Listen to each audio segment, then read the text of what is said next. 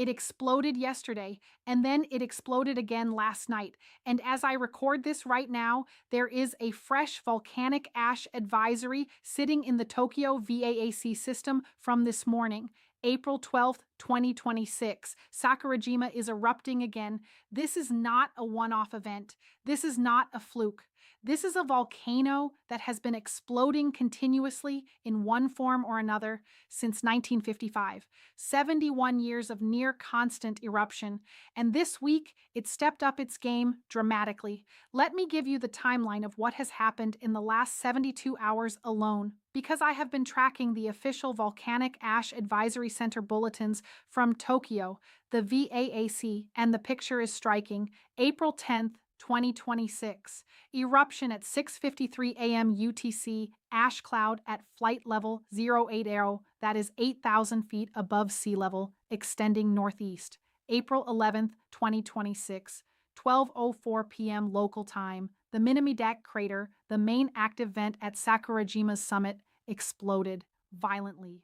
The Volcanic Ash Advisory Center Tokyo issued advisory number 27, confirmed by Japan's Himawari 9 satellite, ash plume rising to 3,400 meters above the crater. That is 11,150 feet. That is more than 2 miles of volcanic ash column blasting into the atmosphere over southern Japan. The explosion lasted several minutes, then smaller blasts followed, and then, just before midnight on April 11th, another explosion. VAAC Advisory Number 32 exploded at 11:28 p.m. UTC, ash at flight level 110, and then April 12th, this morning, VAAC Advisory Number 34, another explosion at 7:49 p.m. UTC, 3 major ash advisories, 3 separate explosive events in less than 48 hours. Japan's meteorological agency classified this week's main event as a vigorous volcanion-sized eruption. A volcanion eruption, let me explain what that means, because this specific classification matters for understanding how dangerous the situation is. Volcanion eruptions are moderately explosive events. Named after the volcanic island of Volcano in Italy, they happen when highly viscous magma, thick, sticky, gas-rich magma, builds pressure inside the vent, like shaking a bottle of carbonated water and then suddenly opening the cap. The gas and magma blast outward violently, producing ash columns that rise to several kilometers, sending volcanic bombs, chunks of solidified and semi-solidified lava flying outward from the crater, fast, far, unpredictably, and this week's volcanion eruption at Sakurajima sent volcanic bombs to at least the area of the 5th station on the volcano's slopes. JMA immediately issued warnings. The eruption warning zone within approximately 2 kilometers of the Minamidak summit crater and the Showa crater on the eastern flank remains in full effect. Access prohibited. No approach. Do not go there. And Kagoshima City, home to 680,000 people, sits just 4 kilometers across Kagoshima Bay from the volcano. 4 kilometers. For comparison, the Eiffel Tower is 330 meters tall. Kagoshima is roughly 12 of those structures end-to-end from Sakurajima. That is how close the second largest city in Kyushu is to the most active volcano in Japan, and ash was falling on it this week. Flights were canceled, roads were closed, masks were required outdoors. Let me pull back now and give you the bigger picture that most coverage of Sakurajima completely misses. Because covering Sakurajima as just another volcano eruption misses the extraordinary geological story underneath it. And that story is one of the most important and overlooked volcanic hazard stories in the world. Further in this video, I want to tell you what Bristol University scientists warned about in 2016, what they said could happen within 30 years, and why right now, 10 years into that window, these eruptions are landing in a very specific scientific context. But first, if you want this kind of deep, fact-based analysis that the mainstream coverage never goes this far into, give this a like and a hype. Share it. It genuinely matters for keeping this channel running. Let's go back to before Sakurajima existed, because to understand the volcano, you have to understand what it sits inside. 28,000 to 30,000 years ago, southern Kyushu, Japan, one of the largest volcanic eruptions in the history of the Japanese archipelago occurred, the Ito pyroclastic flow eruption, a volcanic explosivity index of 7. For context, the 1980 Mount St. Helens eruption was a VEI 5. This was a VEI 7, 100 times more energetic. It ejected approximately 300 cubic kilometers of magma, that is 72 cubic miles, in an extraordinarily short period. The magma chamber underneath collapsed. The entire surface over that chamber sank catastrophically, creating a depression 17 kilometers by 23 kilometers wide, that is 11 miles by 14 miles. That depression filled with seawater. Today we call it Kagoshima Bay. The bay you see on the map surrounding Sakurajima, that is a caldera, an ancient supervolcano collapse structure, what scientists call the Aira caldera. Sakurajima is a relatively young volcanic cone, only about 13,000 years old, that grew from the southern rim of this ancient caldera. And here is the part that gives scientists reason for concern. Sakurajima shares its magma supply with the Aira caldera system, the same reservoir, the same deep magmatic plumbing. The 1914 eruption, the most violent event in Sakurajima's recorded history, proved this directly. In January 1914, Sakurajima erupted explosively, a VEI 4 event. 58 people were killed. Lava flows filled the narrow strait between the island and the Osumi Peninsula and permanently joined what had been an island to the mainland, forming the peninsula as it exists today. During the final stages of that 1914 eruption, as the magma chamber drained, something remarkable happened. The center of the Aira caldera, the ancient supervolcano structure, sank by 60 centimeters, 24 inches. The entire caldera floor subsided. Because Sakurajima and the Aira caldera share the same magma reservoir deep below. When Sakurajima erupted in 1914, it drew down the shared magma system, and the caldera floor felt it. That is the connection. Sakurajima is the active vent of the Aira caldera system. It is not just a standalone volcano, it is the current eruption point for one of the most geologically significant volcanic systems in Japan. And in 2016, a team of scientists from Bristol University and the Sakurajima Volcano Research Center published a study in Scientific Reports that reached a specific conclusion. They mapped the magma plumbing system beneath the caldera using GPS deformation measurements combined with advanced 3D thermomechanical modeling. And what they found was this: magma is being supplied to the Aira system at a rate of approximately 14 million cubic meters per year. 14 million cubic meters. That is roughly 3.5 times the volume of Wembley Stadium every single year, being pumped into the deep magma reservoir.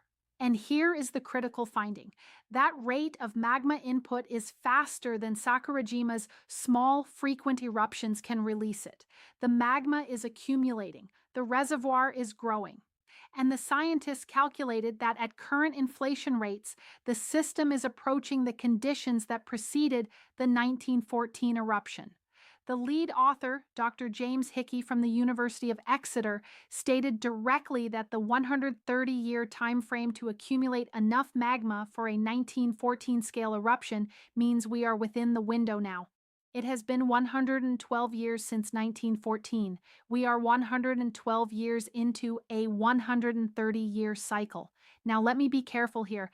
These are probabilistic estimates with significant uncertainty. No scientist can give you a precise date for a volcanic eruption. Geology does not work like that. And Dr. Hickey himself cautioned that the 130-year time frame has considerable uncertainty, but the direction of the data is not ambiguous. Magma is accumulating faster than it is being released. The caldera is inflating. The inflation is now approaching the level that was measured before the 1914 event. And the volcano at the active vent, Sakurajima, has has been erupting almost continuously since 1955. 15,057 eruptions from its craters between 1955 and 2024. 15,057, that averages to more than 218 eruptions per year, more than 4 per week, every week for 69 years, and this week, 3 explosive volcanic events in less than 48 hours, with ash reaching 11,150 feet, with flight cancellations spreading across Kyushu and even affecting Tokyo's Haneda Airport. Now, let me explain what the ash actually means for the people on the ground, because volcanic ash is not like regular smoke. It is not soft and fluffy. Volcanic ash is made of tiny fragments of glass and rock, microscopic shards, sharp-edged, hard. When it falls on Kagoshima, which happens regularly, with the city recording ash fall on hundreds of days per year in active periods, it covers everything. Roads become slippery, dangerous. Cars need special ash-grade windshield wiper blades. There is an entire economy around ash management in Kagoshima, special vacuum trucks to clear ash from roads, drainage systems designed to handle ash runoff. Children's school bags sometimes come equipped with hard helmets, not for fashion, for falling volcanic rocks, because this is the reality of living next to Sakurajima. The JMA's eruption warning explicitly states that ballistic impacts, volcanic bombs, and pyroclastic flows could affect an area of 2 kilometers from the main crater. That warning was active this week. It is active as I record this. And now let me give you the aviation picture. Because the disruption from this week's eruptions extended far beyond Kagoshima, the ash plume from the April 11th eruption drifted south-southeast across Kyushu. Flights at Kagoshima Airport, the regional hub, were canceled and delayed. Roads in Kagoshima City, Tarumizu, and Kanoya were closed due to ash accumulation. And the cascading effects reached Tokyo's Haneda Airport, one of the busiest in Asia, where flight delays were recorded. Volcanic ash and commercial aviation are a genuinely dangerous combination. Ash particles are fine enough to enter jet engine intakes. They melt inside the combustion chamber at temperatures jet engines operate at, and then resolidify on the turbine blades, coating them, reducing efficiency, potentially causing engine flameout. This is not hypothetical. In 1989, a KLM Boeing 747 flew into ash from Alaska's Redoubt volcano. All 4 engines failed simultaneously. The plane lost 4,000 meters of altitude before the crew managed to restart the engines. Nobody died, but it was extremely close, and Sakurajima is not in the remote Alaskan wilderness. It is 4 kilometers from a major Japanese city, in one of the most air traffic-dense regions of Asia. This is why VAAC Tokyo, the Volcanic Ash Advisory Center, issues advisories immediately when Sakurajima explodes. This is why Himawari 9, Japan's geostationary weather satellite, has its data fed directly into the ash advisory system. This is why within minutes of an explosion, pilots across the region receive updated routing information. Japan has one of the most sophisticated volcanic hazard monitoring systems in the world, and it is under active demand from Sakurajima right now. Advisory number 34 from Tokyo VAAC was issued just this morning. Active, fresh from the earth. Now, something important I want to address: the 2022 Level 5 alert. Because this is a reference point for understanding current conditions. In July 2022, Sakurajima erupted explosively and sent cinders flying 2.5 kilometers from the crater. The Japan Meteorological Agency immediately raised the alert level to Level 5, the highest possible level, and issued an evacuation order for the first time in Sakurajima's modern monitoring history. Level 5 means major eruption occurring or imminent. Evacuate immediately from the danger zone. The 2022 event was a genuine scare. It showed that Sakurajima can rapidly escalate beyond what its recent, relatively modest activity might suggest. The current situation is Alert Level 3, which means restrictions on proximity, but not evacuation.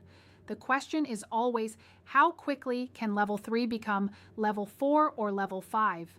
In 2022, the answer was, without much warning. The alert jumped from 3 to 5 in a single event. That is the nature of this volcano. It is not predictable on short timescales. The pattern of activity is well understood. The individual moments of escalation are not, and that is why the eruption warning system in Kagoshima runs continuously, round the clock, every day of every year, since the Sakurajima Volcano Observatory was established in 1960. Let me now tell you about the unique relationship between Kagoshima and this volcano, because it is genuinely unlike anywhere else in the world. Kagoshima is called the Naples of the Eastern world, a comparison to the Italian city that lives in the shadow of Vesuvius. And like Naples, Kagoshima has built an entire civic identity around its active volcano. There is a famous joke that Kagoshima residents measure time in terms of ash, not rain, ash. A light ash day, a heavy ash day, the Sakurajima daikon radish, a giant white radish that grows on the volcanic slopes, is an iconic local product, as big as a basketball, fertilized by centuries of volcanic ash deposits. There are ferry services running 24 hours a day between Kagoshima and Sakurajima because some people live on the peninsula and commute to the city. On a peninsula attached to the mainland by lava that flowed in 1914. Above a caldera that last had a supervolcano-scale eruption 28,000 to 30,000 years ago. This is the geological situation that 680,000 people in Kagoshima and millions more in the surrounding Kyushu region live with every day. The ash advisories are part of daily life. The airport disruptions are expected, the hard helmets are in the school bags, and the evacuation plans are rehearsed. Because what distinguishes Japan, and specifically Kagoshima, from many other places in the world near active volcanoes is the thoroughness of the preparation, the warning systems, the public education, the monitoring infrastructure.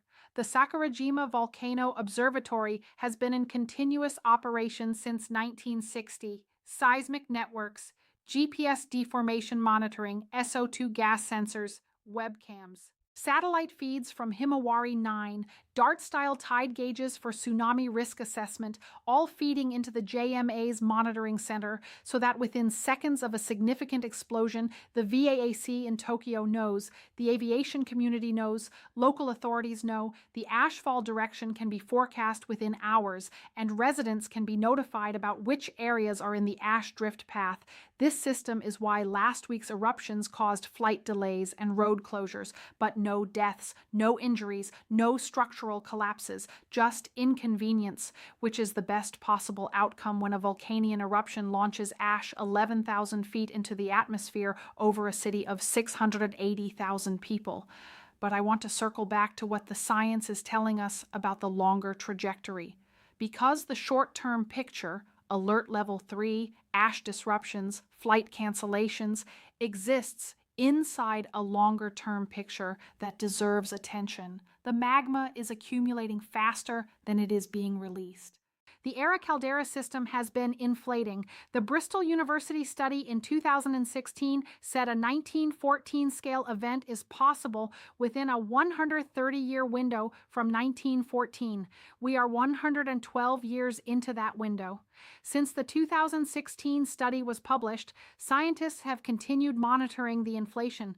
A predictive model based on ground inflation has been operational at the local volcanic observatory since 2024. The model provides short-term warning of eruption onset and ashfall distribution. That is new. That is 2024 and 2025 technology being applied to a volcano that has been erupting since 1955, and an impact assessment of a 1914 scale eruption published in recent volcanic risk literature projects consequences at a national level.